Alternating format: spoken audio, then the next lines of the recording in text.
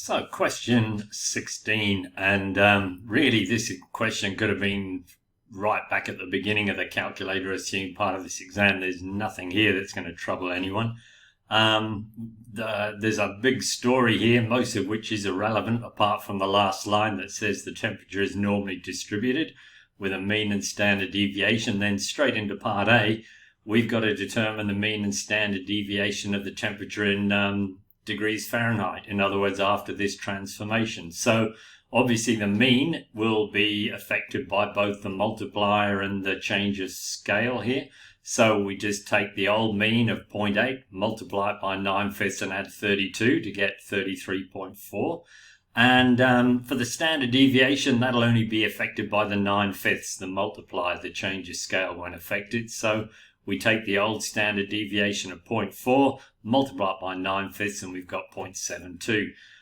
Then we move on, and the next part of the question is asking us for the probability that temperature is above 1, and we really did this back in the very first question. Remember, here it is again. We've got a normal distribution. What's the probability that x is bigger than a value? So now we're just into repeat. Where are we? Back here. Back on repeat territory. But it's 1 mark. Let's do it just for fun. So we've got an interactive distribution, continuous normal. We want the probability the temperature is at least 1 to infinity. I'll use Shift DXP to put infinity in. The standard deviation is 0.4 and the mean is 0.8. And we get a mark for 0.3085. There it is.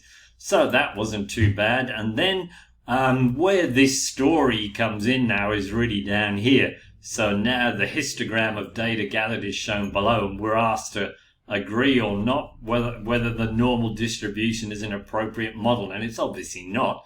I mean, if this side was mirrored over to this side, it would be, but it's just we've got a whole load of missing data here to make it normal. So we'd say no, the distribution, the normal distribution is symmetric, but the data show's got this positive skew on it, so no way. And then over the page on question, the last part D, suddenly we just switched to something totally different. We've got another probability density function, and for 2 marks we just got to work out the probability it's greater than 1 using this model, and it's just a basic little integral. So here we go again. I've got a copy of the function up here, so I'll get my keyboard up, go down to Math 2 and put an integral in. We'll drop this into the box and say the variable is time, and we want that it's between 1. We've got to remember to put 2 in for the upper band rather than infinity, obviously, but there we go. It's 5/16, or as a decimal, 0.3125. Take your pick.